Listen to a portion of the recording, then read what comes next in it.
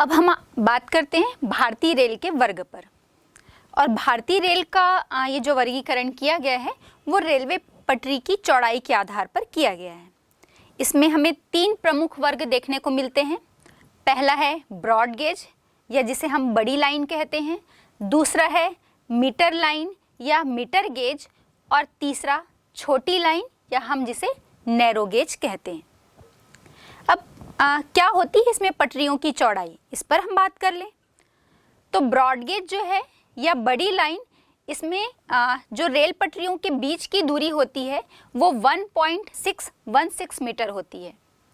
यदि हम पूरे भारत में देखें तो इसकी कुल लंबाई जो है वो 63,950 किलोमीटर है 2019-20 के आंकड़ों के आधार पर। अब ब्रॉड गेज की जब हम बात कर रहे हैं तो बच्चों आपको पता होना चाहिए, जैसे जो हमारे छत्तीसगढ़ में यदि हम बात कर लें बिलासपुर, रायपुर, तो ये आपके मेन ब्रॉड गेज वाली लाइन में पड़ते हैं जो साउथ ईस्टर्न सेंट्रल रेलवे का हिस्सा है, जिसे हम हावड़ा मुंबई जो लाइन या रूट पे ये जो दोनों स्टेशन हैं, और जिसमें हमारा जो बिलासपुर है वो एक प्रमुख रेलवे जोन है। जो हमने अभी 16 जोन की बात की थी, उसमें एक जोन जो है वो हमारे छत्तीसगढ़ का बिलासपुर जिला भी जो है वो इस रेलवे जोन के अंतर्गत आता है। अब दूसरा हम देखते हैं मीटर लाइन।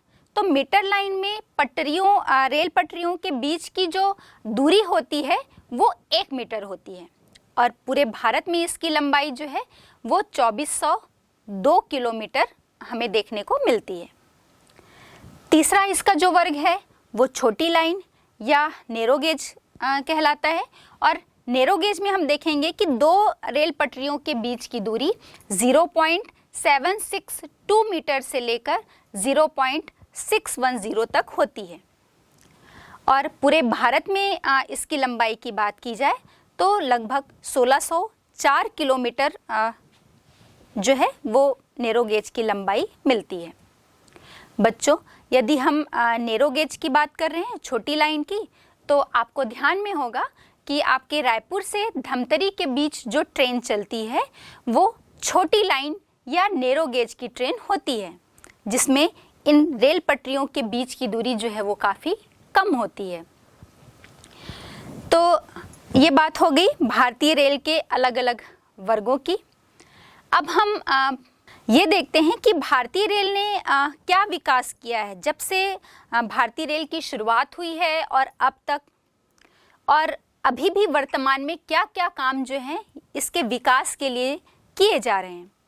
तो हम देखते हैं कि जितने भी जो भारतीय रेल ने मीटर और नैरो गेज की जो लाइन है उसमें उसको ब्रॉड गेज में या बड़ी लाइन में बदलने का काम जो है वो एक वृहद पैमाने पर शुरू कर दिया है क्या कहूँ कि लगभग जो मीटर और नैरो गेज की लाइन है वो ब्रॉड गेज में बदली जा चुकी है लगभग। अब इसके अतिरिक्त हम देखेंगे कि आपको ध्यान में होगा, आप जो पुरानी पिक्चर्स देखते होंगे उसमें आपने देखा होगा कि जो भारतीय रेल को दिखाया जाता है वो भाप या वाष्प चलित इंजन होते थे। कोयले से चलने वाली रेलगाड़ियां होती थी जिनके इंजन जो हैं वो कोयले से चलते थे। अब ये जितने भी जो भाप या वाष्प चलित जो इंजन हैं उनके स्थान पर डीजल और विद्युत इंजन को लाया गया है। इसका क्या फ़ायदा हुआ है? जहाँ पर भी आप घरों में भी कोयले को जलाते होंगे तो आप देखते होंगे कि उससे बहुत अधिक मात्रा में धुआं निकलता है जो एनवायरनमेंट को, हमारे पर्यावरण को प्रदूषित करता है। तो जब से ये भाप चलित इंजन को प्रतिस्थापित कर दिया गया है, या हम ये कहें कि इनके स्थान पर डीजल और विद्युत इंजन को लाया गया है, तो जो रेलवे स्टेशन है और उन रेलवे स्टेशनों के साथ साथ जो वो नगर है जहाँ पर वो स्टेशन स्थित है वहाँ पर के पर्यावरण में काफ़ी सुधार आया है, क्योंकि धुएं से जो होने वाला ये प्रदूषण है उस पर रोक लग गई है। इसके बाद जो कोयले चलित इंजन या वाष्प चलित इंजन को प्रतिस्थापित करने का उद्देश्य ही हम कहें कि पर्यावरण में सुधार लाना था उस संबंधित स्टेशन या संबंधित शहर के पर्यावरण में।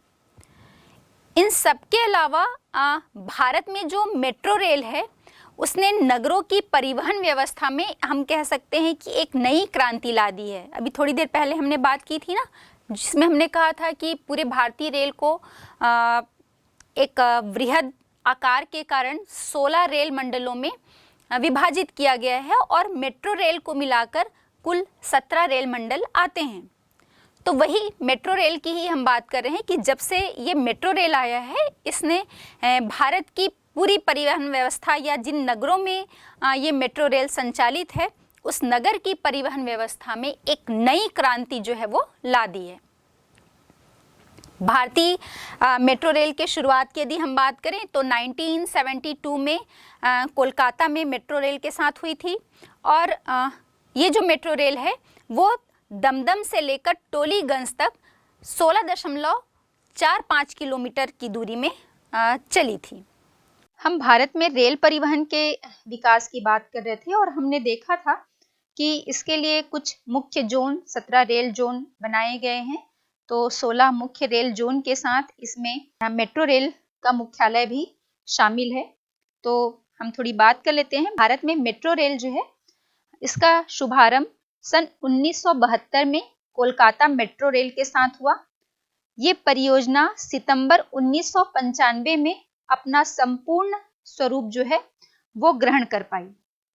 दमदम से टोलीगंज तक विस्तृत इस भूमिगत रेल मार्ग की कुल लंबाई 16.45 किलोमीटर है।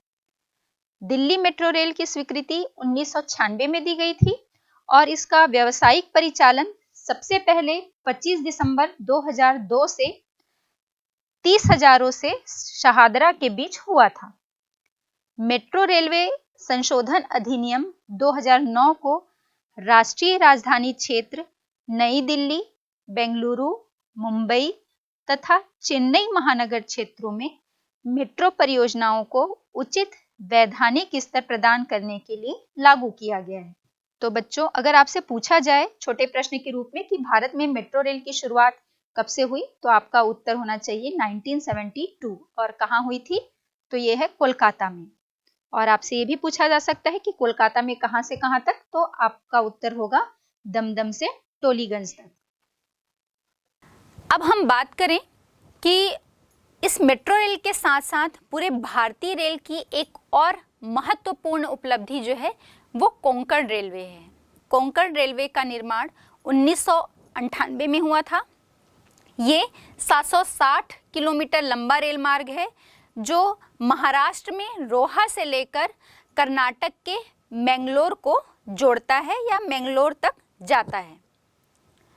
ये कोंकण रेलवे को हम इंजीनियरिंग का एक चमत्कार कह सकते हैं या अनूठा उदाहरण हम कह सकते हैं, क्योंकि ये रेल मार्ग जो है वो 146 नदियों 146 नदियों या छोटी छोटी जो धाराएं होती हैं उनसे होकर 2000 पुलों और 91 सुरंगों, इन सभी को पार करता है ये कोंकण रेलवे। कहाँ से? महाराष्ट्र के रोहा से लेकर कर्नाटक के मैंगलोर तक। और इसी मार्ग में हम देखेंगे कि एशिया की सबसे लंबी सुरंग भी इसी रेलवे लाइन में मिलती है और इसकी लंबाई जो है वो 65 किलोमीटर है। इस उद्यम से कर्नाटक, गोवा और महाराष्ट्र, इन तीनों राज्यों की जो है वो भागीदारी है इस उद्यम में। यूँ तो यदि हम बात करें तो प्राचीन समय से ही, प्राचीन समय मतलब जब ब्रिटिश उपनिवेश काल था, ब्रिटिशर्स का शासन था, उस समय से ही रेल मार्ग का जो है वो विकास किया गया है। और कहाँ तक विकास किया गया था? जो कच्चे माल के क्षेत्र हैं, जो फसलों के बागानी क्षेत्र थे, या हम कहें कि और व्यावसायिक फसल क्षेत्र जो थे, वहाँ से लेकर अलग अलग जो छावनी वाले क्षेत्र थे वहाँ तक रेल मार्गों से इन सभी को आपस में जोड़ा गया था। लेकिन उस समय जो ये रेल मार्ग का विकास किया गया, उसका महत्वपूर्ण उद्देश्य उन ब्रिटिशर्स का था कि यहाँ के संसाधनों का शोषण करना, और इसी उद्देश्य से उन्होंने विभिन्न रेल मार्गों का विकास किया।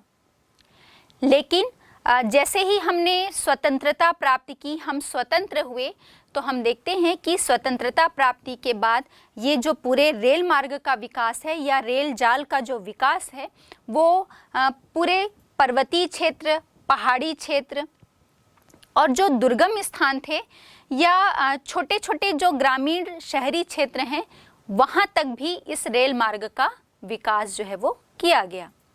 और इसमें महत्वपूर्ण यदि हम कहें तो हमने देखा था जैसे मेट्रो रेल, ये भी इस भारतीय रेल की एक महत्वपूर्ण उपलब्धि है। और साथ ही साथ कोंकण रेलवे, जिस पर अभी हमने चर्चा की, ये भी एक भारतीय रेल की महत्वपूर्ण उपलब्धि, या हम इसे कह सकते हैं कि इंजीनियरिंग का एक अनूठा उदाहरण, एक अभूतपूर्व चमत्कार के रूप में हम इसे जान सकते हैं, जो कि भारत के पूरे पश्चिमी तटीय क्षेत्र में महाराष्ट्र से लेकर मंगलौर तक विस्तृत है। अब जैसे हमने सड़कों की घनत्व की बात की थी और हमने देखा था कि इसका घनत्व जो है वो पूरे भारत में एक समान नहीं है, ठीक उसी प्रकार भारतीय रेल का जाल भी जो है वो पूरे भारत में एक समान रूप से नहीं फैला हुआ है। और इसके असमान वितरण का प्रमुख कारण जो है वो हम मान सकते हैं कि इसमें भी स्थलाकृति संबंधी विविधता या आर्थिक विकास का जो स्तर है या प्रशासकीय स्तर, ये सभी जो कारक हैं ये महत्वपूर्ण योगदान देते हैं। इसके साथ ही साथ जनसंख्या, ये भी जो है वो इसका महत्वपूर्ण फैक्टर है जो इस रेल के विकास में महत्वपूर्ण योगदान देती है। बच्चों, हमारा भारतीय रेल जो है वो पूरे भारत देश के राजस्व का एक महत्वपूर्ण सोर्स है, या हम कहें कि सबसे ज़्यादा राजस्व की प्राप्ति जो है वो इस रेल के माध्यम से ही भारतीय रेल से देश को होती है। तो हम ये कहें कि जहाँ पर सघन जनसंख्या अधिक मिलेगी, जहाँ पर बहुत अधिक लोग निवास करेंगे, वहाँ पर ज़्यादा आवागमन होगा, जहाँ पर उद्योग ज़्यादा स्थापित होंगे, बड़ा बाजार क्षेत्र होगा, वहाँ से कच्चे माल के आदान प्रदान के लिए या बाजार तक माल या उत्पादित जो माल है उनके आदान प्रदान के लिए, उनके परिवहन से जो है, इसी से तो आय की प्राप्ति होगी देश को। तो ये भी एक महत्वपूर्ण फैक्टर है। और इसी कारण हम देखते हैं कि पूरे उत्तर भारत का जो हमारा विशाल मैदान है, वहाँ पर भारतीय रेल का एक महत्वपूर्ण जाल या विशाल जाल जो है वो बिछा हुआ है। और कारण यही है कि ये पूरा क्षेत्र स्थलाकृति से संबंधित यदि हम बात करें तो एक समतल मैदान है, जहाँ पर रेल लाइन को बिछाना जो है वो एक टास्क नहीं है, मतलब कम खर्चीला है और सरल और सुगम भी है। और साथ ही साथ हम देखेंगे कि यहाँ पर भारत की एक विशाल जनसंख्या या जनसंख्या का एक विशाल आकार जो है वो इसी क्षेत्र में निवास करता है। और आर्थिक विकास का स्तर भी यहाँ पर हमें उच्च देखने को मिलता है। और यही सब कारण है जो पूरे उत्तर भारत के इस क्षेत्र में हम देखेंगे कि रेल लाइन या ये पटरियों का जो है वो अधिक जाल देखने को मिलता है, या सघन जाल जो है वो बिछा हुआ है।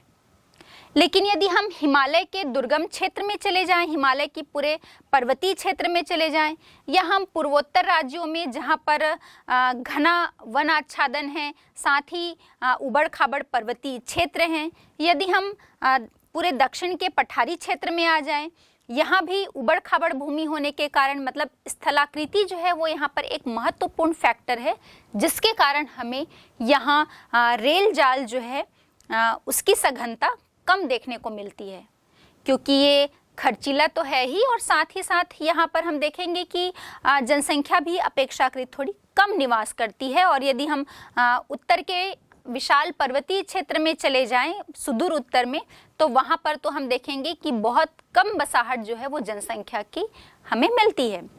इन सभी कारण से इस उत्तर के विशाल मैदानी क्षेत्र की अपेक्षा यहाँ पर हमें जो रेल जाल की सघनता है वो बहुत कम देखने को मिलती है। बच्चों, आपको पता होना चाहिए कि भारत का मेघालय जो है वो एकमात्र ऐसा राज्य है जहाँ पर एक भी रेल जाल जो है वो हमें देखने को नहीं मिलता। तो अब हमने चर्चा की रेल परिवहन पर, जो आपके स्थल परिवहन की एक दूसरी महत्वपूर्ण विधा थी। अभी हमने बात की रेल परिवहन पर, अब आइए हम चर्चा कर लेते हैं स्थल परिवहन की तीसरी महत्वपूर्ण विधा, जिसे हम पाइपलाइन परिवहन कहते हैं।